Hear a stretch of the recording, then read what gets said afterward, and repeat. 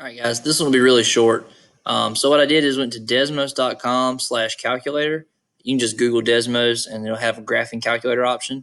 I typed in our equation from the previous one and I've gone in and I've kind of adjusted my window. Remember, we did like 0 through 5, and we knew it started at like 500. Now I've been playing with it a little bit, trying to get you to really be able to see it, and it's actually a kind of tough problem, just because it's a curve, it's exponential, but it really looks linear at this point because it's such a slow progression. I don't know if you remember the numbers from the previous one, but it was like 500, then 515, 21, then 530, 87, 547, 03. So it was slightly, just by like $1 or two, increasing. So it is exponential, but it's not, it's a very slow exponential growth. So I was trying to find a good window to actually show you. And that's part of the reason that I wanted to use Desmos for this, is because it's so hard to see. So let's back it out and say 50 years.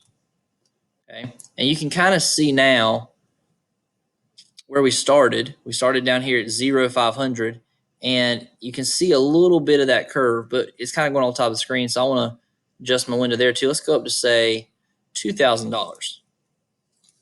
$2,000.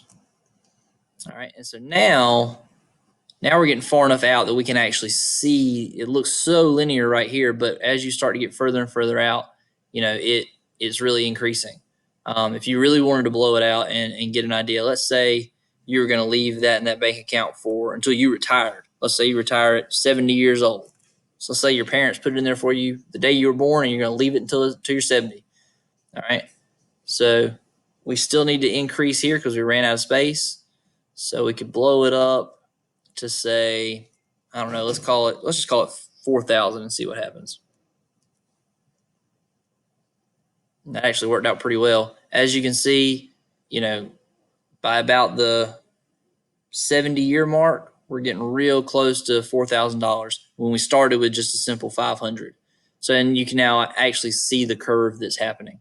The cool thing about this is if you wanted this to be your window, right? If you wanted to find a window that fits your graph and you just want to be able to play around with it until you find one that you like, instead of having to, know what to create, we'll do some sign-ins and student accounts for this a little while, or at some point, and you'll be able to actually, you can print screen this.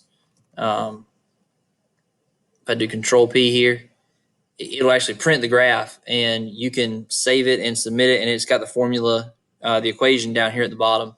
So pretty neat. Anyway, we're going to stop the video there. And remember, this is going to be part 2 of that video. So if you have no idea what I'm talking about, make sure you've watched part 1. Okay?